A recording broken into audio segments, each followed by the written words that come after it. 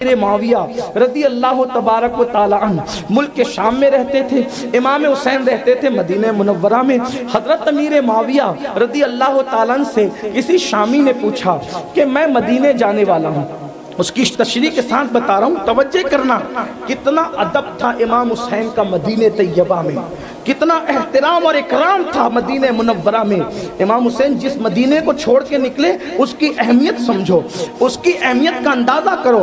हज़रत अमीर मुआविया से कहा किसी ने कि ए अमीर ये बताएं कि मैं मदीने जा रहा हूँ, मैंने अभी तक इमाम हुसैन को देखा नहीं है, अब मैं मदीने जाऊँगा तो मैं कैसे पहचानूँगा कि यही इमाम हुसैन है, इमाम हुसैन को पहचानूँगा कैसे? तो हज़रत अमीर मुआविया का स्टेटमेंट क्या था पता है? जब तुम मदीने जाना, मस्जिद नबी में दाखिल होना, जिसकी पेशानी सबसे ज्यादा नूरानी होगी और जिसका हुस्न सबसे ज्यादा बढ़कर होगा और उसके इर्द गिर्द लोग हल्का बनाकर अदब से बैठे होंगे, समझ जाना यही हुसैन इब्ने अली है।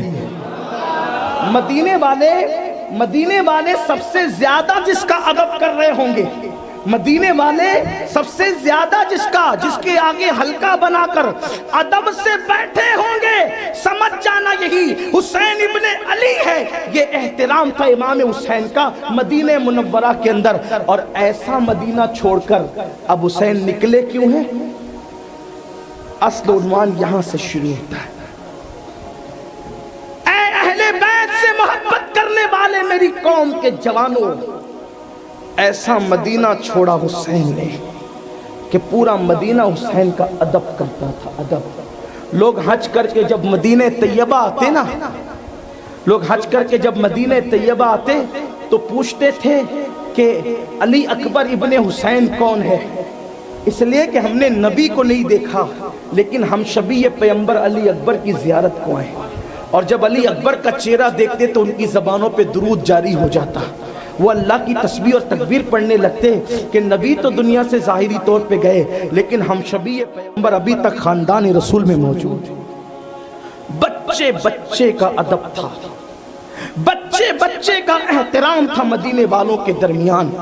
हत्ता कि किसी का निकाह हो आले नबी को बुलाया जाता, किसी की मैयत हो आले पैगंबर को बुलाया जाता, खुशी का मौका हो नबी की अहले बैत, गम का मौका हो नबी की अहले बैत। हद तो ये थी, हालात तो ये थे, अगर किसी के रिश्ते के मामले में फैसला करवाना हो तो नबी के शहजादों से पूछा जाता ये करें कि नहीं करें।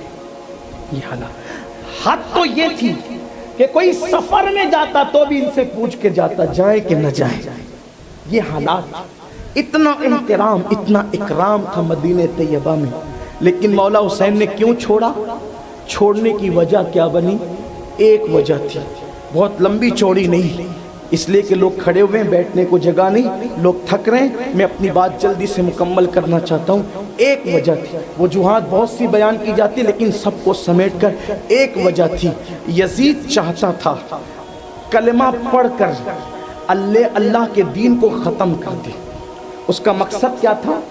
कलमा पढ़कर अल्लाह का दीन ख़त्म कर दे। इमाम हुसैन ने इस ख़तरे को महसूस किया और आपने सोचा अगर कलमे के पर्दे में ऐसे ही शराब पी गई तो फिर बदर हुनैन में दी हुई कुर्बानी ख़त्म हो जाएगी।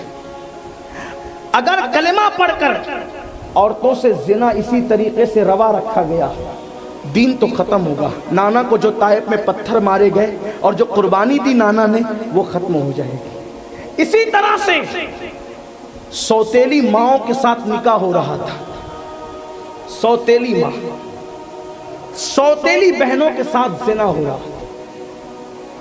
आप नहीं समझ पा रहे करबला की कुर्बानी को। 3 दिन का ये करबला नहीं है, ये करबला बद्र हुनैन की आबरू को बचाने का नाम है। ये करबला मिना में दी हुई कुर्बानी की तकमील का नाम है। ये करबला क़यामत तक के दीन को महफूज करने का नाम है। ये छोटी मोटी कुर्बानियां नहीं है। इकबाल ने कहा था गरीब सादा वो रंगी है दास्ताने हरम, निहायत उसकी हुसैन इब्तिदा है इस्माइल। जो ताइफ में पत्थर खाए गए थे उस मेहनत को बचाने का नाम करबला है। जो ओहद में हमजा का कलेजा चबाया गया था उसको बचाने का नाम करबला है। मुसअब इब्न उमैर की शहादत को के तहफ़्फ़ुज़ का नाम करबला है। उहद के 70 सहाबा के बेगोरो कफन जनाजों की आबरू के तहफ़्फ़ुज़ का नाम करबला है। करबला फतेह मक्का की मेहनतों के तहफ़्फ़ुज़ का नाम है। करबला हुनैन में रसूलुल्लाह और सहाबा की दी हुई कुर्बानियों के तहफ़्फ़ुज़ का नाम करबला है। आप करबला को समझते क्या है? मौलाना मोहम्मद अली जौहर ने 2 मिसरों में बहुत बड़ी बात कह दी। क़त्ले हुसैन अस्ल में मर्गे यजीद है, इस्लाम जिंदा होता है हर करबला के बाद। इस्लाम की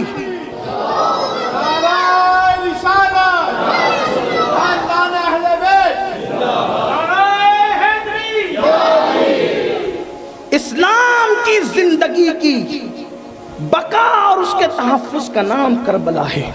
इस्लाम को जिंदगी दी है करबला ने, इस्लाम को हयात नौ दी है करबला ने, इस्लाम को असरे नौ जिंदा किया है करबला ने, इस्लाम की निशात सानिया की है करबला ने। इसीलिए तो हुसैन को दीन भी कहा गया और दीन को पनाह देने वाला भी कहा गया। मसला क्या था? मुकद्दमा क्या था? इख्तिलाफ क्या था? देखो, झगड़ा कुछ बुनियादों पर होता है। एक झगड़ा होता है, जंग होती है मकसद के लिए,